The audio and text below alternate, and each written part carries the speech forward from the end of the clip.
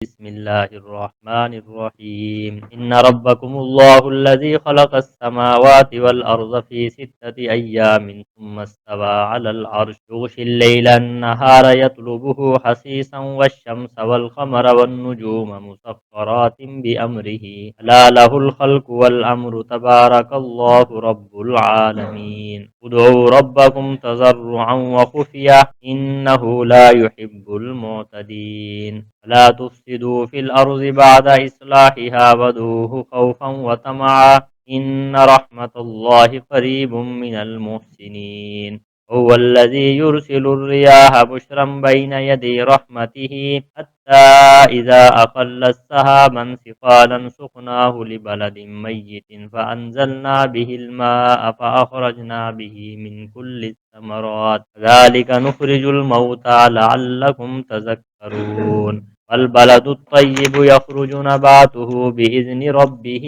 والذي خبث لا يخرج إلا نكدا كذلك نصرف الآيات لقوم يشكرون صدق اللہ العظیم۔ ہم دوستو بزرگوں، یہ رکوع آپ حضرات کے سامنے تلاوت کیا ہے، اللہ رب العزت نے اس رکوع کے اندر اپنی قدرت کا ذکر فرمایا ہے۔ ہم مسلمان ہیں، ہمارا عقیدہ یہ ہے کہ اللہ تعالیٰ ہر چیز پر قادر ہے، اور اسلام کے بنیادی عقائد میں سے ایک عقیدہ آخرت بھی ہے۔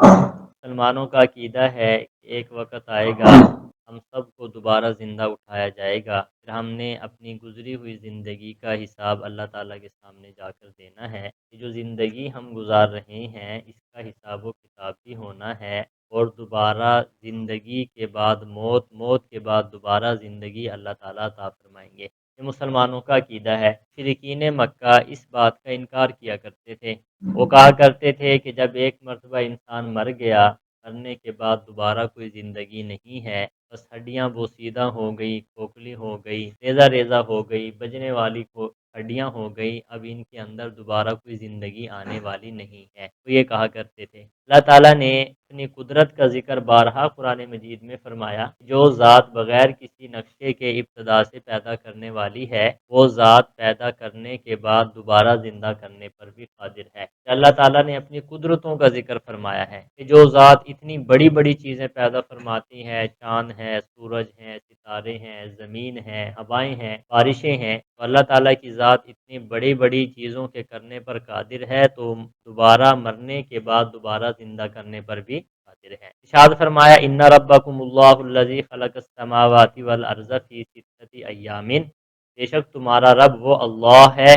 جس نے آسمانوں کو اور زمین کو پیدا کیا 6 دنوں میں۔ اللہ تعالیٰ نے زمین و آسمانوں کو 6 دنوں کے اندر پیدا فرمایا۔ بعض احادیث سے یوں معلوم ہوتا ہے اللہ رب العزت نے اتوار سے زمین و آسمان کی پیدائش شروع فرمائی اور جمعے والے دن زمین و آسمان کی پیدائش کو مکمل فرمایا۔ 2 دن اللہ تعالیٰ نے زمین کو پیدا فرمایا، پھر 2 دن زمین کے اندر جتنی چیزیں ہیں، نباتات ہیں، جمادات ہیں، دیگر جتنی چیزیں ہیں، اللہ تعالیٰ نے 2 دنوں کے اندر ان کو پیدا فرمایا۔ 2 دنوں کے اندر اللہ تعالیٰ نے آسمان کو پیدا فرمایا۔ پھر اتوار سے یہ کام شروع ہوا، جمعے والے دن یہ کام ختم ہوا، اور بعض روایات میں آتا ہے کہ جمعے والے دن کی جو آخری گھڑی ہے، عصر کے بعد مغرب سے پہلے والی جو آخری گھڑی ہے، اللہ تعالیٰ نے اس گھڑی کے اندر حضرت آدم علیہ السلام کو پیدا فرمایا۔ اللہ تعالیٰ نے 6 دنوں سے یہاں پہ کیا مراد ہے؟ زمین و آسمان تو اس وقت تھے نہیں، تو 6 دنوں میں اللہ تعالیٰ نے زمین و آسمانوں کو پیدا فرمایا۔ اس 6 دن سے کیا مراد ہے؟ کیونکہ زمین و آسمان ہی نہیں تھا، پھر 6 دن بھی نہ ہوئے۔ تو مفسرین اس کا جواب یہ دیتے ہیں کہ جتنا مقدار میں دن ہے، اتنی مقدار کے اندر اس وقت کے اندر اللہ تعالیٰ نے زمین و آسمان کو پیدا فرمایا۔ اس سے دنیا کے دن کے جو ہیں وقت بھی مراد ہو سکتا ہے، اور اس سے آخرت کے دن کے وقت بھی مراد ہو سکتا ہے۔ بہرحال جو بھی ہو، اللہ تعالیٰ نے زمین و آسمان کو 6 دنوں میں پیدا فرمایا، اور اس کی حکمت یہ بیان فرمائی ہے مفسرین نے تاکہ لوگوں کو یہ تعلیم دینا مقصد ہے، مخلوق کو یہ تعلیم دینا مقصد ہے کہ یہ کام بتدریج ہوا، ایسا ایسا ہوا۔ آگے فرمایا ثم استوى علی العرش، پھر اللہ رب العزت نے قرار پکڑا عرش پر۔ اللہ کا عرش جسم کے اعتبار سے بہت بڑا ہے، پوری کائنات سے بڑا اللہ تعالیٰ کا عرش ہے۔ ایک حدیث پاک میں آتا ہے کہ 7 زمینوں اور آسمان اللہ کے عرش کے مقابلے میں ایسے ہیں جیسا کہ ایک انگوٹھی وغیرہ کا چھلا ہوتا ہے، اتنے چھوٹے سے اللہ کے عرش کے مقابلے میں ہے۔ پھر اللہ تعالیٰ نے عرش پر کیا پکڑا؟ قرار پکڑا۔ یہ چیز جو ہے اس پر ہمارا ایمان ہے۔ اب کیسے قرار پکڑا، اس کا مطلب اور معنی کون جانتے ہیں؟ بھئی اللہ تعالیٰ ہی جانتے ہیں، اس کی کیفیات کیا ہیں۔ حضرت امام مالک رحمۃ اللہ علیہ سے کسی نے پوچھا کہ اللہ تعالیٰ نے عرش پر قرار کیسے پکڑا؟ تو حضرت امام مالک رحمۃ اللہ علیہ نے فرمایا کہ ہم ایمان لے کر آتے ہیں کہ یہ آیات ہیں، اللہ کی طرف سے نازل شدہ ہیں، پر ہمارا کیا ہے بھئی؟ ایمان ہے، لیکن اس کی کیفیات مجہول ہیں۔ اس کی کیفیات کیا ہیں بھئی؟ مجہول۔ اور فرمایا اس کے بارے میں سوال کرنا بدعت ہے، کہ جو آدمی سوال کرے کہ کیسے قرار پکڑا، یہ کیا ہے بھئی؟ بدعت ہے۔ اب دیکھو ہم سمجھتے ہیں اس کو اپنے اوپر قیاس کر کے، لیکن ہر چیز کو اپنے اوپر قیاس نہیں کیا جاتا۔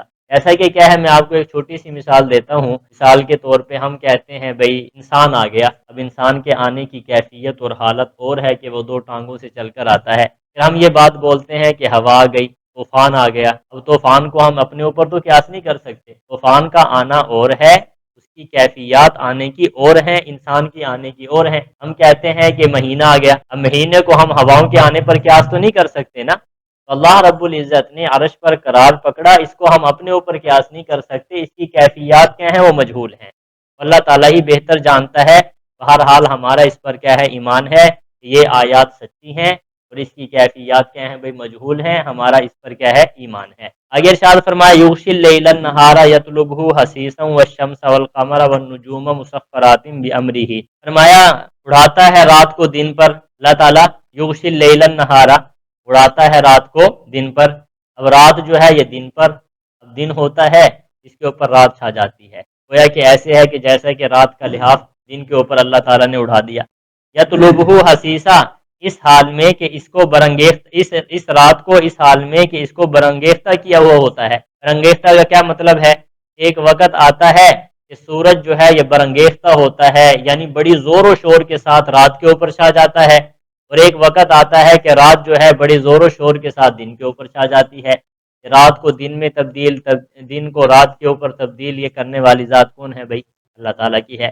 آگے فرمایا والشمس والقمر، اور پیدا کیا اس نے سورج اور چاند کو، والنجوم اور ستاروں کو، مسخرات بامرہ، اس حال میں کہ یہ سارے کے سارے تابع کیے ہوئے ہیں اس کے حکم کے ساتھ۔ چاند ہے، سورج ہے، ستارے ہیں، یہ کس کے حکم کے تابع ہیں بھائی؟ اللہ تعالیٰ کے ہیں۔ مجال ہے سورج کوئی آگے پیچھے ہو جائے، چاند ایک وقت پہ نکلنا، دوسرا اپنے مدار میں رہنا، یہ دو باتیں ہیں، وقت پہ نکلتے ہیں، وقت پہ غروب ہوتے ہیں، پھر اپنے مدار میں رہتے ہیں، اپنے ایک دائرے میں رہتے ہیں۔ بہت کم ہوتا ہے کہ چاند سورج کو پکڑ لے اور سورج جو ہے وہ چاند کو پکڑ لے، جس کو ہم گرہن کہتے ہیں، وگرنہ چاند اور سورج اور ستارے بڑے بڑے سیارے ہیں، ستارے ہیں، یہ اپنے ایک اس میں رہتے ہیں، اپنے ایک مدار کے اندر رہتے ہیں، ایک دوسرے کو ملتے بھی نہیں ہے۔ ان کو پیدا کرنے والا اور اس کو ان پر حکم کس کا چلتا ہے؟ اللہ تعالیٰ کا۔ آگے فرمایا الا لہ الخلق والامر، خبردار اسی اللہ کے لیے ہے پیدا کرنا، والامر اور اسی کے لیے حکم دینا۔ چیزیں بھی پیدا فرمائی کس نے ہے؟ اللہ تعالیٰ نے، اور ان چیزوں پر حکم بھی کس کا چلتا ہے؟ اللہ تعالیٰ کا چلتا ہے۔ تبارک اللہ رب العالمین، فرمایا برکت والا ہے اللہ جو تمام جہانوں کا رب ہے۔ برکت بابرکت ہے اللہ کا نام، اللہ کی ذات بڑی بابرکت ہے جو تمام جہان والوں کا کیا ہے بھائی؟ رب ہے۔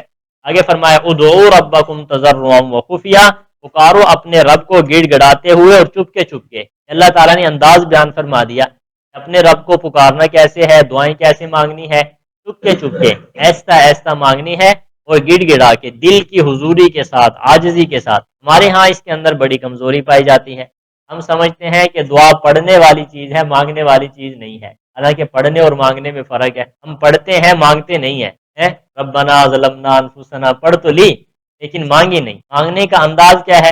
خاموشی سے، ایستا ایستا، چپکے چپکے، جیسے آدمی کسی سے سرگوشی کرتا ہے۔ جب انسان چپکے چپکے مانگتا ہے تو دل میں عاجزی پیدا ہو جاتی ہے۔ ابھی آپ دیکھ لینا کہ میں آپ کو کہوں کہ ادھر سننا، میری بات سننا، اس کی پوری توجہ ہماری طرف ہوگی، اور ایک گفتگو ایسے ہے جو ہم عام طور پہ کرتے ہیں۔ تو اللہ تعالیٰ سے مانگنا ہے، دعا کرنی ہے، کس طریقے کے ساتھ؟ چپکے چپکے۔ اور سرور کائنات صلی اللہ علیہ وسلم نے فرمایا کہ ایسے اللہ تعالیٰ سے دعا مانگو جیسے کہ مسکین مانگا کرتا ہے، جیسا کہ مسکین مانگا کرتا ہے۔ جب یہ حالت انسان اپناتا ہے تو دل پہ عاجزی پیدا ہو جاتی ہے۔ آپ نے دیکھا ہوگا مسکین کیسے مانگتا ہے، ہاتھوں کو پھیلائے ہوئے، اپنے آپ کو عاجز سمجھے ہوئے، پھر بڑے کے سامنے جا کر آدمی ہاتھ پھیلاتا ہے جب اپنے آپ کو چھوٹا سمجھتا ہے اور اگلے کو کیا سمجھتا ہے؟ بڑا سمجھتا ہے۔ فرمایا اللہ سے یوں مانگو جیسا کہ مسکین مانگتا ہے، جیسا کہ حدیث پاک میں کیا آیا؟ الدعاء مخ العبادہ، دعا عبادات، تمام عبادات کا مغز کیا ہے بھائی؟ دعا ہے۔ دعا کو تمام عبادات کا مغز اور نچوڑ کیوں کہا گیا؟ اس کی وجہ یہ ہے کہ عبادت کا مقصد اللہ کے سامنے اپنے آپ کو عاجز کر دینا ہے۔ ابھی ہم نے نماز پڑھی ہے، سجدہ کیا ہے، رکوع کیا ہے، اپنے آپ کو عاجز کر دیا اور اپنے سارے جسم کو کس کے تابع کر دیا؟ اللہ کے حکم کے۔ اور یہ ساری کی سارا جو نچوڑ پیدا ہوتا ہے کس میں ہوتا ہے؟ دعا میں۔ آدمی کسی کو بڑا سمجھ کر ہی ہاتھ پھیلاتا ہے نا۔ جب انسان اللہ کے سامنے ہاتھ پھیلا کے دعا کر رہا ہے تو اپنے آپ کو بالکل عاجز کر لیا اور ذلیل کر لیا اور اللہ تعالیٰ کو بڑا سمجھ کے پھر ہی آدمی ہاتھ پھیلاتا ہے کہ یا اللہ یہ میرا کام کر دے، یہ کر دے۔ حدیث میں کیا آیا؟ اپنی دعا ایسے مانگو جیسا کہ مسکین مانگا کرتا ہے۔ مسکین کی طرح ہاتھ اللہ کے سامنے پھیلا کر جب آدمی دعا کرتا ہے تو دل کے اوپر عاجزی کی کیفیات پیدا ہو جاتی ہیں، پھر گڑ گڑانا اور اللہ کے سامنے رونا یہ خود بخود پیدا ہو جاتا ہے۔ ہمارے ہاں ہاتھ بھی ایسے ہوتے ہیں، ایسی دعائیں قبول نہیں ہوتی جیسے ہم مانگا کرتے ہیں کہ دل ہمارا غافل ہے، زبان ہماری کچھ کہہ رہی ہے، ہاتھ ہمارے کچھ کر رہے ہیں، ایسے دعائیں قبول نہیں ہوتی۔ دعائیں قبول کرنے کے لیے دل کا حاضر ہونا بھی ضروری ہے۔ فرمایا کہ اللہ تعالیٰ اس کی دعا کو قبول نہیں فرماتے جس کا دل کیا ہو؟ غافل ہو۔ دل سے بھی مانگو، ہاتھوں میں بھی عاجزی ہو، اور دل و دماغ سارا کے سارا متوجہ کس کی طرف ہو جائے؟ اللہ کی طرف ہو جائے۔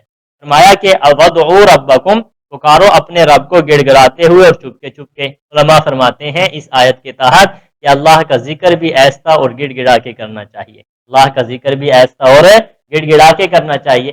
سرور کائنات صلی اللہ علیہ وسلم ایک جنگ سے واپس تشریف لائے ہیں، صحابہ اکرام کچھ زور بلند آواز سے ذکر کرنا شروع کر دیا۔ کیا فرمایا حضور نے کہ تم ایسا اللہ کا ذکر کرو، تم بہرے کو نہیں سنا رہے اور نہ تم غیب کو سنا رہے ہو، وہ ذات ہر وقت موجود ہے اور ہر کسی کی سنتی ہے۔ تم اس کے سامنے کیا کرو بھائی؟ گڑ گڑا کے اور ایسا آواز کے ساتھ اللہ کا ذکر کرو۔ ہاں، وہ مقامات جہاں پہ بلند آواز کرنے کا شریعت نے حکم دیا ہے وہاں پہ بلند آواز سے ذکر ہونا چاہیے، جیسا کہ اذان ہے، حکم ہے کہ اذان بلند آواز سے دی جائے۔ تکبیر ہے، یہ بھی اللہ کا ذکر ہے، بلند آواز سے کہی جائے۔ تلبیہ ہے، لوگ حج کرنے کے لیے جاتے ہیں، لبیک اللہم لبیک، حدیث میں کیا آتا ہے؟ اس کو بلند آواز سے کرنا چاہیے۔ تو وہ مقامات جہاں پر شریعت نے اللہ کا ذکر بلند آواز سے کرنے کا حکم دیا وہاں پہ بلند آواز سے کیا جائے، اور جہاں پہ اللہ رب العزت اور شریعت نے حکم نہیں دیا وہاں پہ اللہ کا ذکر کیا ہے بھائی؟ ایسا ایسا کیا جائے۔ آگے ارشاد فرمایا ان اللہ لا يحب المعتدین، بے شک اللہ تعالیٰ پسند نہیں کرتا حد سے بڑھنے والوں کو۔ نبی کریم صلی اللہ علیہ وسلم نے صحابہ اکرام کی اصلاح فرمائی ہے، تربیت فرمائی ہے۔ ایک واقعہ حدیث پاک میں آتا ہے، وہ واقعہ کیا ہے؟ حضرت آپ صلی اللہ علیہ وسلم صبح تہجد کے وقت تشریف لے گئے، حضرت ابو بکر کے گھر کے قریب پہنچے تو بالکل آواز نہیں آ رہی، تہجد پڑھ رہے ہیں لیکن آواز بالکل ایسا ہے، آواز بالکل ایسا ہے۔ آگے تشریف لے گئے حضرت ابو بکر کے گھر کے قریب، حضرت عمر کے گھر کے قریب، آواز بلند آواز سے آ رہی ہے، تلاوت کی آواز بلند آواز سے آ رہی ہے۔ صبح ہوئی تو دونوں حضرات آپ صلی اللہ علیہ وسلم کی مجلس میں آئے۔ ابو بکر اتنا ایسا کیوں پڑھ رہا تھا؟ فرمایا اللہ کے نبی اس ذات کو سنا رہا تھا جو سنتی ہے، اس ذات کو سنا رہا تھا جو سنتی ہے، ایسا بھی سنتی ہے۔ حضرت عمر سے پوچھا بلند آواز سے کیوں پڑھ رہے تھے؟ فرمایا میں شیطان کو بھگا رہا تھا، تاکہ میں تلاوت کروں گا تو شیطان بھاگ جائے گا۔ حضور نے کیا فرمایا؟ ابو بکر اپنی آواز تھوڑی سی اونچا کر لے، اور حضرت عمر کو کیا فرمایا؟ اپنی آواز کو تھوڑا پس کر لے۔ الگ میں اگر اللہ کا ذکر کرنا ہے تو بالکل تھوڑی سی آواز نکالو تاکہ ہمارے کانوں تک پہنچ جائے۔ اور اگر آپ مساجد میں موجود ہیں یا ایسی جگہ وہاں موجود ہیں جہاں پہ دوسرے لوگ بھی ہیں، کوئی بیمار ہیں، مستورات ہیں، کوئی اللہ کے ذکر میں، نماز میں، قرآن میں، تلاوت میں مشغول ہے، تو وہاں پہ بالکل ایسا آواز سے اللہ کا ذکر کرنا چاہیے۔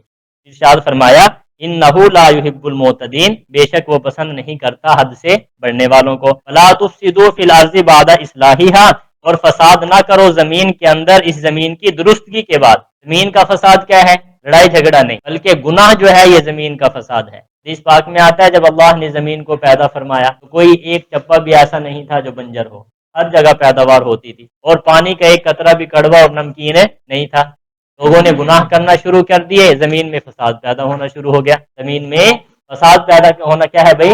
شروع ہو۔ ظاہر الفساد فی البر والبحر بما کسبت ایدی الناس، زمین اور آسمان یعنی خشکی اور تری کے اندر فساد پھیل گیا، بما کسبت ایدی الناس، لوگوں کے اعمال کی وجہ سے۔ لوگوں کے جو انسان برے اعمال کرتے ہیں تو زمین میں کیا ہو جاتا ہے؟ فساد جیسا کہ حدیث پاک میں آتا ہے قرب قیامت کے وقت جب حضرت عیسیٰ علیہ السلام تشریف لائیں گے، فرمایا انار اتنا بڑا ہو جائے گا، اگر آدھے انار کو کاٹ لیا جائے، آدھے انار کو کاٹ لیا جائے تو آدھے انار کو کاٹنے کے بعد ایک جماعت اس کے نیچے بیٹھ جائے گی، اتنا بڑا انار کہ وہ خیمے کے طور پہ آدھا اس کا کیا ہوگا، استعمال ہوگا، کیونکہ زمین اپنی برکات کو واپس کر دے گی، عدل و انصاف قائم ہو جائے گا۔ عدل و انصاف ہے، آج آپ دیکھتے ہیں کہ دانے کمزور ہیں، کہیں کوئی مسائل ہیں، یہ ہمارے بدعمالی کا نتیجہ ہے، یہ ہماری بدعمالی کا نتیجہ ہے۔ اللہ زمین سے برکات کو اٹھا لیتے ہیں۔ ارشاد کیا فرمایا کہ فساد نہ کرو زمین میں اس کی درستگی کے بعد، درستگی کے بعد فرمایا وَدْعُوهُ خَوْفًا وَطَمَعًا، اس رب کو ڈرتے ہوئے اور امید رکھتے ہوئے پکارو۔ اللہ رب العزت، ایمان جو ہے ان دونوں کیفیات کے درمیان میں ہے، اللہ سے امید بھی ہونی چاہیے اور اللہ رب العزت کا ڈر بھی ہونا چاہیے،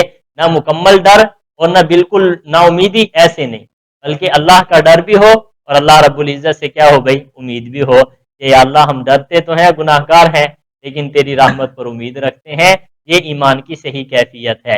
ارشاد فرمایا ان رحمت اللہ قریب من المحسنین، بے شک اللہ کی رحمت نیکوں کے قریب ہے، نیک لوگ ہیں اللہ کی رحمت ان کے زیادہ قریب ہے۔ فرمایا وَهُوَ الَّذِي يُرْسِلُ الرِّيَاحَ بُشْرًا بَيْنَ يَدَيْ رَحْمَتِهِ، فرمایا وہ اللہ جو بھیجتا ہے ہواؤں کو اس حال میں کہ وہ خوشخبری دینے والی ہوتی ہیں اللہ کی رحمت سے پہلے۔ رحمت سے مراد کیا ہے بھائی، بارش، ٹھنڈی ہوائیں آتی ہیں اللہ کی رحمت سے پہلے خوشخبری۔ آدمی خوش ہوتا ہے کہ ادھر سے جھونکا آ گیا، ادھر سے ہوائیں آ گئی، بارش آنے والی ہے۔ یہ کون بھیجتا ہے بھائی، اللہ تعالیٰ۔ ٹھنڈی ہواؤں کو بھیجنے والی ذات کون ہے، اللہ تعالیٰ کی ہے، جو آدمی کو خوشخبری سنا دیتی ہیں بارش کی کہ بارش آئے گی ٹھنڈی۔ اندازے لگاتے ہو کہ نہیں لگاتے کہ جب ہوائیں چلتی ہیں تو اندازہ ہو جاتا ہے بارش آنے والی ہے۔ آگے ارشاد فرمایا حتی اذا اقلت سحابا ثقالا سقناہ، حتیٰ کہ جب وہ اٹھا لاتی ہیں بوجھل بادلوں کو تو ہم چلا دیتے ہیں اس بادل کو ببلد میت، بنجر علاقے کی طرف۔ فرمایا فانزلنا به الماء، پھر ہم اتارتے ہیں اس بادل کے ذریعے پانی، فاخرجنا به من كل الثمرات، پھر نکالتے ہیں ہم اس پانی کی وجہ سے ہر قسم کے میوے۔ ہوائیں بوجھل بادلوں کو اٹھاتی ہیں، بوجھل بادلوں کو منوں ٹنوں ہیں ان میں پانی ہوتا ہے، پھر اللہ حکم دیتے ہیں جس علاقے کی طرف جانا ہوتا ہے وہ بارشیں پہنچ جاتی ہیں۔ پھر اللہ رب العزت مردہ زمین پر، مردہ زمین کا کیا مطلب ہے، بنجر علاقے، جہاں پہ پانی نہیں ہے، زمین خشک پڑی ہے، آسمان سے پانی برستا ہے، وہ زمین کے اندر زندگی آ جاتی ہے، اللہ تعالیٰ ہر قسم کے میوے اس سے کیا کرتے ہیں، نکالتے ہیں۔ ذالک نخرج الموتى لعلکم تذکرون، ایسے ہی ہم نکالیں گے مردوں کو تاکہ تم نصیحت حاصل کرو، تاکہ تم کیا کرو بھائی، جیسے بارش گزرنے کے بعد مردہ زمین زندہ ہو جاتی ہے، اسی طریقے سے اللہ رب العزت قیامت والے دن مردوں کو کیا کریں گے بھائی، نکالیں گے، تاکہ تم کیا کرو بھائی، نصیحت حاصل کرو۔ والبلد الطیب یخرج، اور عمدہ علاقہ، یخرج نباتہ باذن ربہ، فرمایا نکلتی ہے اس کی نباتات اس کے رب کے حکم سے، اس کی نباتات اس کے رب کے حکم سے۔ کیا مطلب، جو علاقہ ہوتا ہے عمدہ، اچھی زمین ہوتی ہے، اس کی نباتات میوے کس کے حکم سے نکلتے ہیں، اللہ تعالیٰ کے حکم سے۔ والذی خبث، اور جو علاقہ خبیث ہے، یعنی جو زمین جو ہے بنجر ہے، بری ہے، اچھی نہیں ہے، لا یخرج الا نکیدا، نہیں نکلتی اس کی نباتات مگر ردی قسم کی۔ زمین میں فرق ہے، صاف زمین ہے، اچھی زمین ہے تو اس سے اچھی چیزیں نکلیں گی، اور جو بری زمین ہے اس سے کیا نکلیں گی بھائی، اس سے بری چیزیں نکلیں گی، ردی قسم کی چیزیں نکلیں گی۔ جیسے جھاڑیاں ہیں، اسی طریقے سے اچھی زمین سے میوہ جات نکلتے ہیں۔ کذالک نصرف الآیات، اسی طرح ہم پھیر پھیر کر بیان کرتے ہیں آیات، لقوم یشکرون، فرمایا ان لوگوں کے لیے جو شکر کرتے ہیں، جو اللہ کا شکر ادا کرتے ہیں، اللہ اس قسم کی آیات بھیجتے ہیں تو ان کا حوصلہ اور ایمان اور زیادہ تازہ ہو جاتا ہے۔ اللہ تعالی ہمارے درس کو قبول کرے۔